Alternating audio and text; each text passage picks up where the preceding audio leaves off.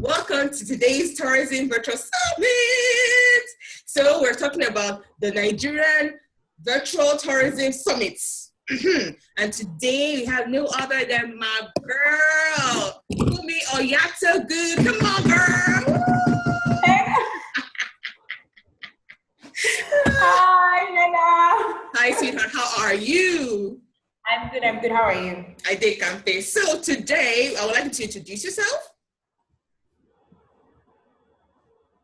First of all, this is amazing what you're doing. It's so it's such a let's go on the ground and get this tourism work done. Abby, that's what we need to do. Yeah, well done. Don't worry, it keeps getting better and better, and we have to start from somewhere. So I'm very proud of all the work that you're doing. Thanks, darling. Thanks. Well done, girl. And thanks for having me. Thanks for being here. Where else will I be? Oh yeah, introduce yourself. So my name is Funmi Oyatogun. I am an explorer, a travel writer, and I'm also a tour operator. So I run a very small but growing tour operating company that simplifies travel across Africa by providing one-stop shop to access travel packages across the continent.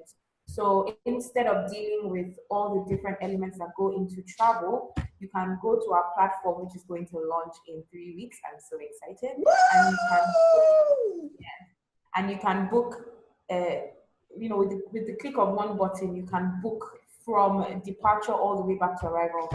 And everything is covered, all the tours. So it simplifies travel and it gives you access to all-inclusive packages that make it better for you to access travel experiences across the continent.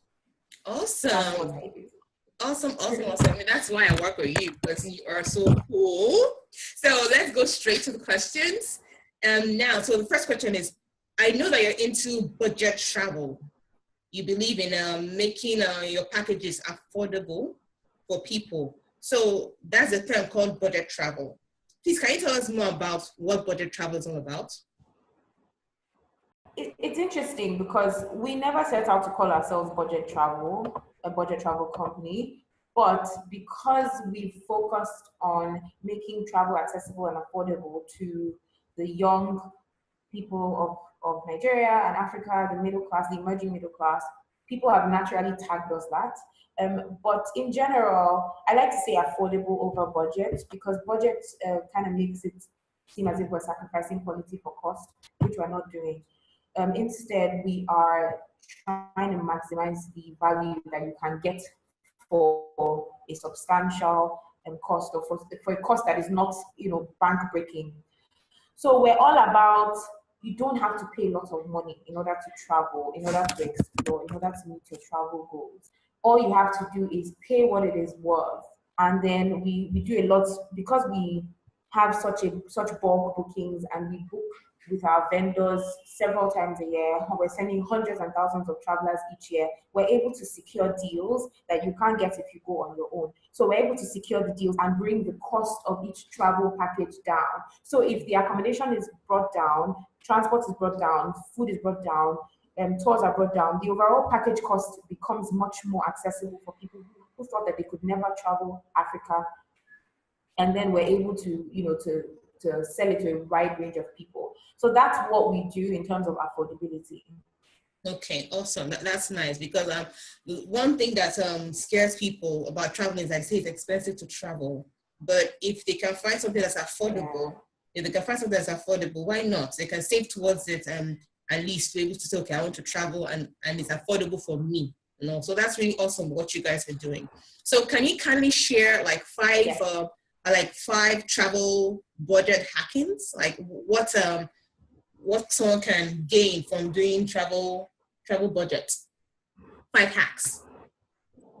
So 5 hacks to traveling budget. So you're asking for like tricks and tips on how to travel better. Is that what you're asking? Exactly. There's so many, and I would like to say that anybody who's listening should go to my Instagram page and my Twitter page, especially my Twitter page, and follow me at Funmi Oyatogun. Also check the website fummioyatogun.com, because I'm constantly sharing tricks. if I find something, I can't keep it to myself. Sometimes I tell myself, I cannot make money of this information. But I'm really just interested in getting information out to people. I think information is power. I think information is power. And I think if more people see that you are willing to divulge all this information to them, they'll be more willing to trust you with their travel experience. Yeah. So here are 5 hacks. Hopefully I keep it down to 5. First one, if you really want to maximize your travel experience, I recommend that you either travel in a group or you book a group travel package. For instance, TVP Adventures is a great place to get a travel squad or to join a community of travelers. Because what that does for you is it doubles your experience. So instead of relying on the experience that the destination offers alone, you have the experience of traveling with people as well. You have the experience of the activities that we do, the games that we play, the discussions that we have, the vibes that we bring.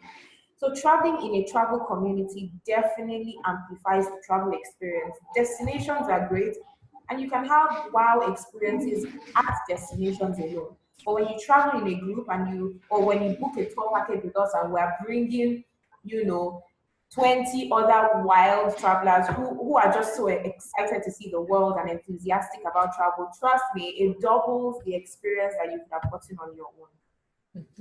So that's one. The second one is try to maximize your holidays and your public holidays for travel. I always say this. I mean, it's so bad that I did a thread at the beginning of this year. I remember. On my Twitter page. It's also on my it's also on my website. There's a post on my website, Funmi.com. First of all, I went and dug. People were asking if I was a witch. How did I find out this information? But I went and I found out all the public holidays that exist in 2018. Not only that, I was able to tell you which ones are 2 days, which ones are 3 days, which ones are best for international travel because they coincide with weekends. So you can have a public holiday that is Wednesday and Thursday or Thursday and Friday, and that gives you Thursday to Monday. Or you have a public holiday that's Friday and Monday, that gives you Friday to Monday. So try to maximize your public holidays for travel so that you don't have to, you have only, if you're working 9 to 5, you only have so many leave days. So apart from taking your leave days to travel or keeping your leave days for emergencies, try to travel, do overnight tours when there's a 1-day holiday. On weekends, do overnight packages. We have day trips, we have overnight packages. Then if you want to travel across the continent and you need 4 or 5 days, take Easter as a great time because you get Easter Friday all the way to, Good Friday all the way to Monday.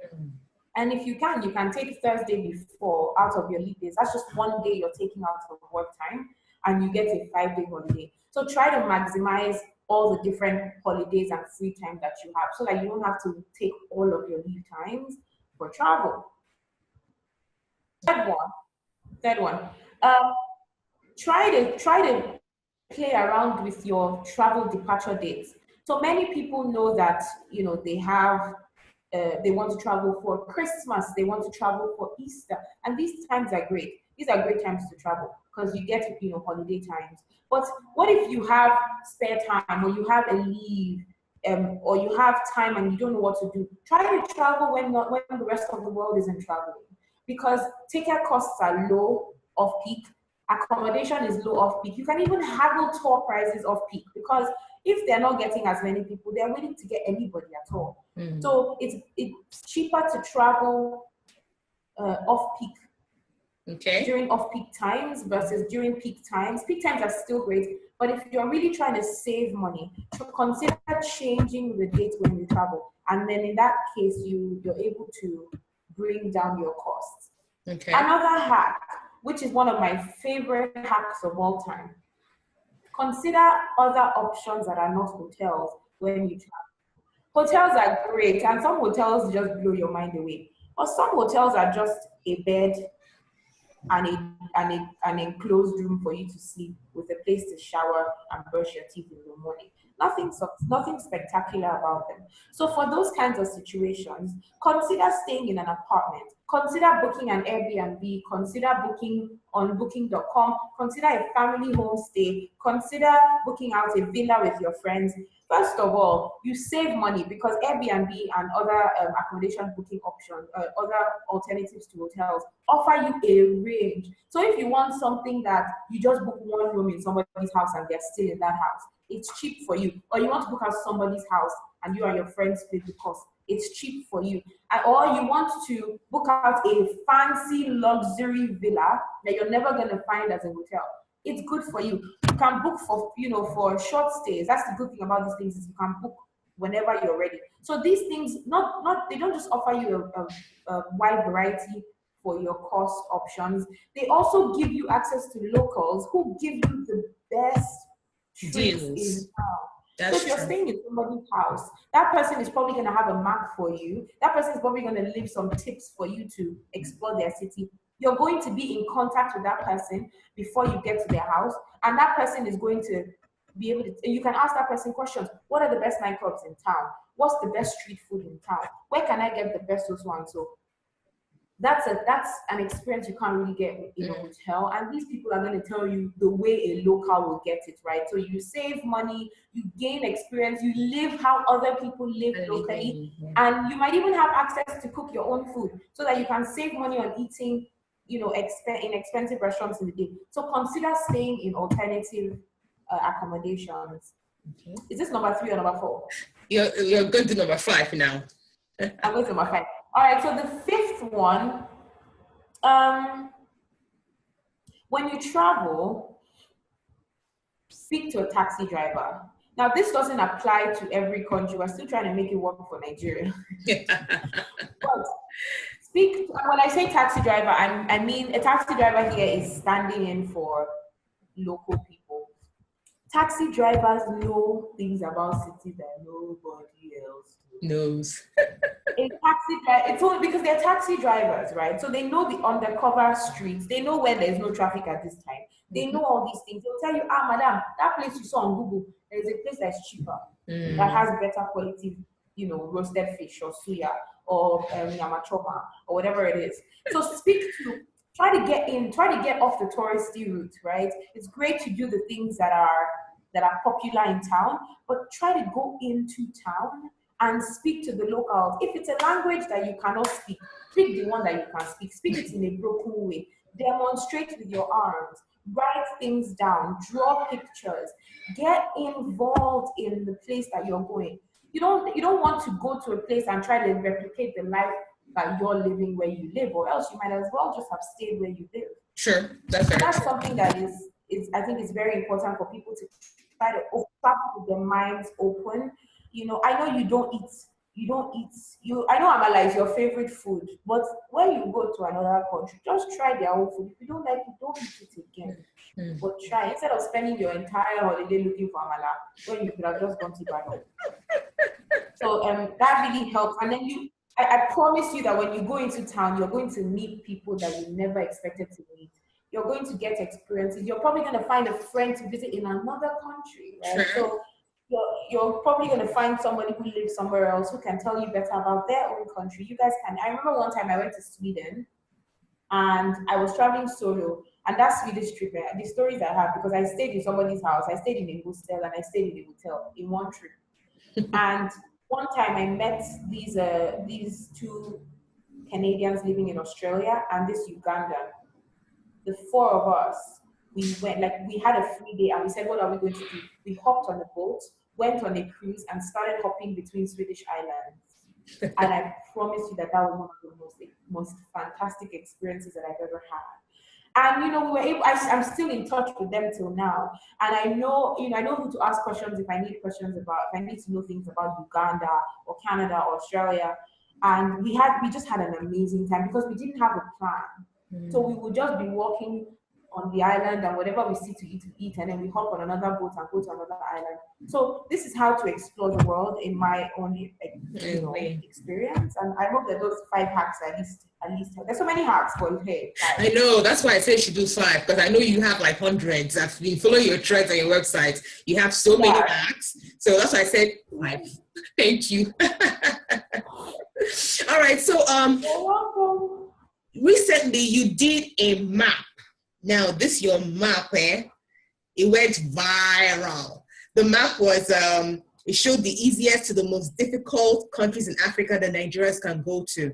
So and I remember that CNN Africa retweeted it from your Twitter, and I even got like a live interview on BBC Africa and on Arise TV to talk about it.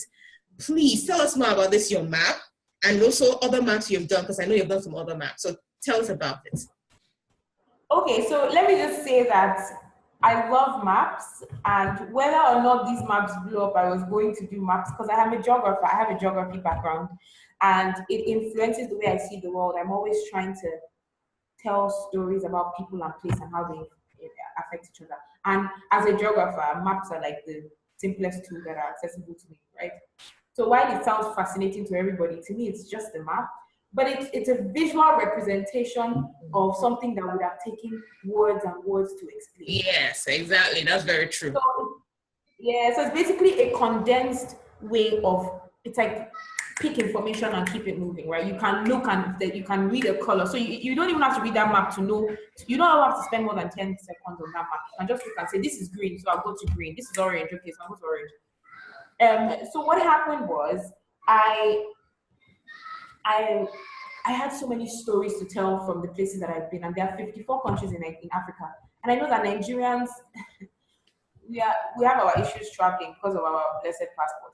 So I wanted to help people who simply want to travel, but they don't know where to start.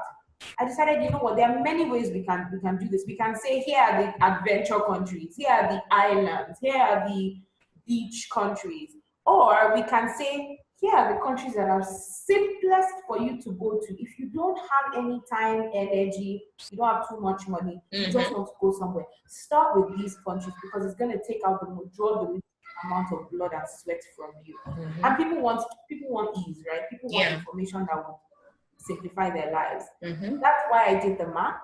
It took me days and days and days to get all the information to research. And in fact, even after publishing the map, I'm still working on an updated version because it's easy. I haven't been to all these countries, so it's easy for me to take what the country is telling me at face value, or what the education office is telling me at face value. But then somebody who has been down that route will tell me this is actually slightly different from the official story, and then we can update the map accordingly. So that's really what I wanted to do with that map. It blew up, it went viral, and I'm grateful for the opportunity on BBC.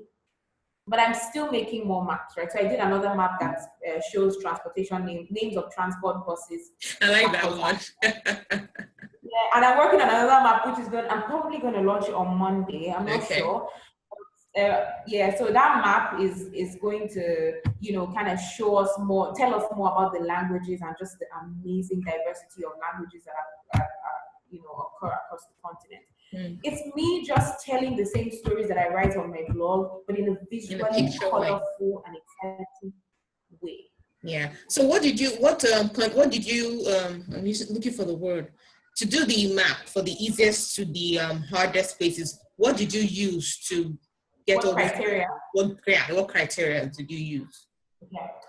So I only used 2 criteria, which it does have its limitations because it's only 2 criteria, but look, I can't capture everything. So I used visa requirements and transportation in terms of flight accessibility.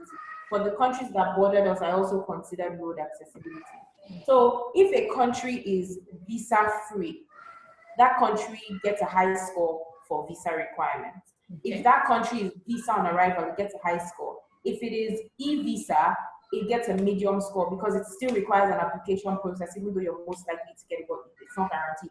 And then if it is a full application in the embassy, then it gets a low score because you might have to travel to another city. You might require 1,000,001 documents. And then for flights, what I did was who has direct flights to these countries. If there are direct flights, and if there's more than one, if there are direct flights, it gets a high score. If there are multiple flights that are not direct but have one short layover, it gets a high score. If there's more than one stop, it gets a medium or low score. If there's like only one airline flying and it takes like 3 days to get there, then of course it gets a super low score.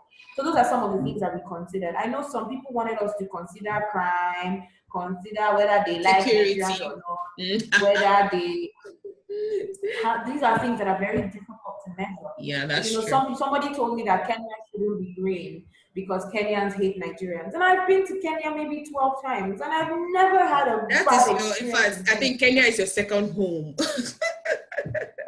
I know. So I can't represent subjective information like that. I'm sorry that you had a really bad experience, but we have to use stuff that are either yes or no, black or white. So that's what you use. Okay, you did an awesome job. It's even when I saw it, I could easily pick. Okay, yeah, this is true. Okay, this is red. This is blue. This is where. Okay, where would I want to go to? So it really simplified, summarizing where I can travel as a Nigerian with my beautiful Nigerian passport. Hallelujah. All right, so my next question.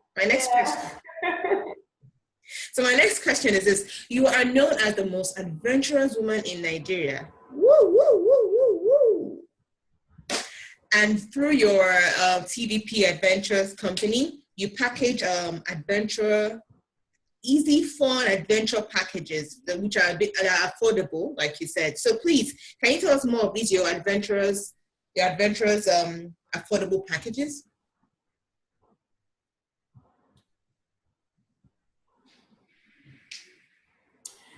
So TVP Adventures is trying to simplify travel across Africa. If you want to travel Africa, you will be able to travel with us, except you don't want to go, right? So we're trying to remove all the possible, like we're trying to provide solutions to all the possible excuses or reasons why people legitimately cannot explore.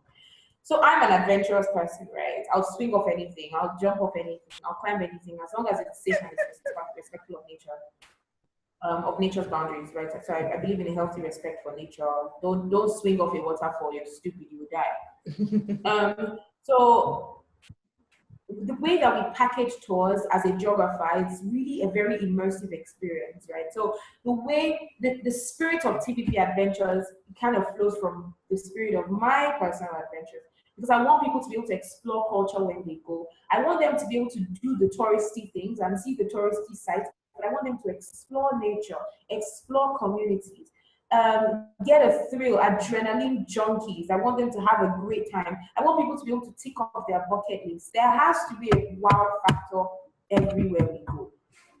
And what's amazing is it doesn't have to be something that involves skydiving. But what people don't realize is there's so many wow factors in the mundane, simple places that we go, the things that we do. So we just want to bring it out to them. We just want to show them what these things are. So that's really what the spirit of TVP Adventures. So not everybody likes water, and we have adventures that that are all on land. We have adventures where you don't have to be an adrenaline junkie. We have adventures for people who are not too excited about doing crazy things. We have everything for everyone, but what we can promise you is that you will see Africa in a way that you have never seen it before. And you would want to go keep exploring, and there will always be a wow factor. Okay.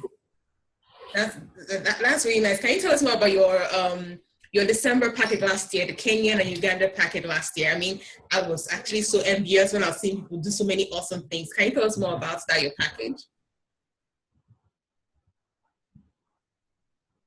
Yeah, so we went to Kenya and Uganda over Christmas, and I smile when I think about that trip, because if I had like 10 items on a bucket list, right, we probably took 8 or 9. That was fun. I was so Kenya jealous. And Uganda, but it was the best of both worlds. So we went to the giraffe center. We need to go to Kenya again. Yes, we do. We need to. I know, we need to go again. Yeah. Anyway, so we did giraffe center, elephant orphanage. We went to Carnivore Restaurant. We sang with the Christmas choir in Swahili. We went on a city tour. We explored the market. We did so many things that were just fun. And then we went to Uganda and we just went wild. We went whitewater rafting along the River Nile. We went on a sunset cruise where River Nile meets Lake Victoria, the source of the River Nile. We went bungee jumping. We went zip lining in Mambira Forest. We climbed the trees before we zipped. We went horse riding down the River Nile. We camped out in tents. It was a wild trip, and it was amazing. And I can't wait for the rest of our tours because we're going to Mount Kenya in September. Yeah, I heard. I know. We're going to Rwanda over Independence Day holiday. I tell you, from January next year, we're probably going to be doing 10 African. We're going wild. I should join one of your We just cannot wait to launch our booking platform. That would be awesome. Yeah, you should. We can't wait for to launch our booking platform so that people can see. They don't have to email us for details. They'll see all the information on the booking platform when they go there. Okay, that's really awesome. Well done, TVP. You guys are really adventurous people. Well done.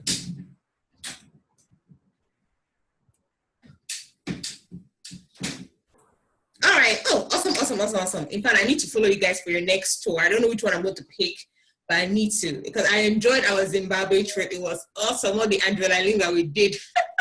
It was really fun. I know. All right. So the last question now. Now, you have an NGO called Wamba, and you do it every year. And you have a program which you do every year, Open Your Heart Camp. Can you please tell us more about it?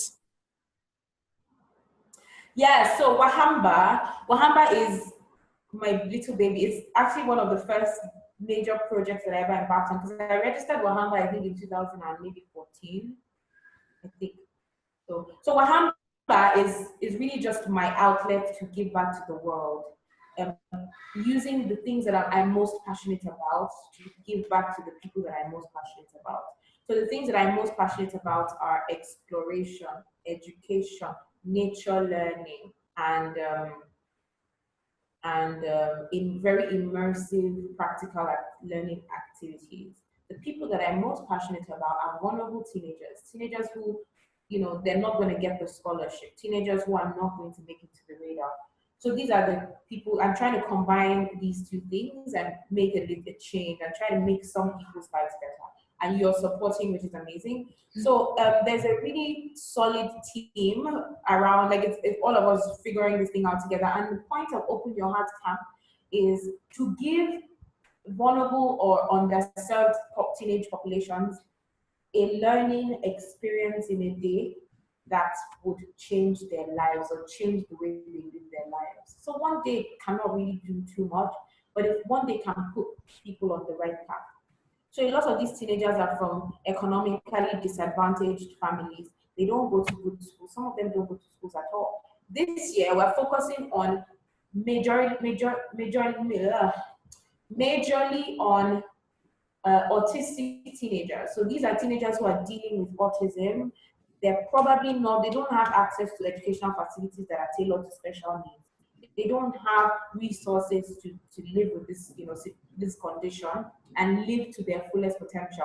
So we're trying to give them a day opportunity. Their leadership workshops in the forest, right? So it's a nature park. It's a beautiful environment, very therapeutic for them, very healthy for them to learn in. So they're able to learn their leadership opportunities, art workshops, games and activities, treasure hunts. There's even a farming activity where they get to harvest, they get to learn where their food grows from, where their food comes from, and harvest some of this food. It's such like when you do things, you learn in a way that you can't learn when you just hear. Yeah. So when these kids get, they get dirty with nature, they plant trees, they see, they touch, they feel, it makes them empowered to live their lives and to implement some of the lessons and the skills that we're going to give them on that day. That's beautiful. I remember when you did last year, I was actually had goose pimples when I saw your poster. I was like, wow, so somebody's doing something like this for teenagers, underserved teenagers, and it's using travel and nature to actually help these kids. And I'm very sure, Funmi, these kids will never forget this experience. It's going to be a memory that will keep in their mind. So Well done, darling. Well done. I'm really very impressed. Well done. Thank All right. you. Okay, so we're running up. Do you have any last things to say? No, I just want to encourage people who have never considered traveling Africa to consider traveling Africa. Please, by all means, explore the world. Look, I want to see all the countries in the world. So go to Europe, go to Australia, but come to Africa too. The amazing wealth of resources that we have we can't exhaust it, right? I've only been to I think 12 African countries. And even the Kenya that I've been to the most, I still haven't seen all of Kenya. I haven't even seen 1/10 of Kenya. So I want people to see that there's everything. There's wildlife in Africa. There's city life. I mean, Nairobi, Cape Town, Johannesburg, Lagos, Abuja. These are cities that will blow your mind when it comes to city. You want to see what you would see in any first world city, you can find them. There's nature, there are rugged activities, there are mountains to climb, there are water sports, jet skiing, snorkeling, diving, so much to do. And people don't usually consider Africa. So there are honeymoon locations that would wow you. You did your honeymoon in Africa. Yeah, Seychelles. And you had an amazing yeah, it was beautiful. Yeah, so I just want to encourage people, follow us, follow Ajala Nene, because she's always promoting one thing or the other on the continent. Thank you. Follow Funmi Oyatogun. Follow us, follow TVP Adventures. You will find something that suits you. You only have 10K. There are trips in Lagos that will work for you. You have 100, there's something for you. There's always something for someone, and that's what we're trying to do, is make travel across the continent available to everybody. Yeah, available and affordable. So at least people know that it's not as expensive as we look at it. All right. Thank you so much, Funmi. Thank you so much. We really appreciate your time. So please follow, as she has said, and learn so much about budget travel, learn so much about adventure, learn so much about Africa, because Africa is beautiful. Nigeria is beautiful. We are blessed. So come on and enjoy our nation and our continent. All right, Funmi. Thank you. Bye. Yeah. Thanks, Nana. Bye.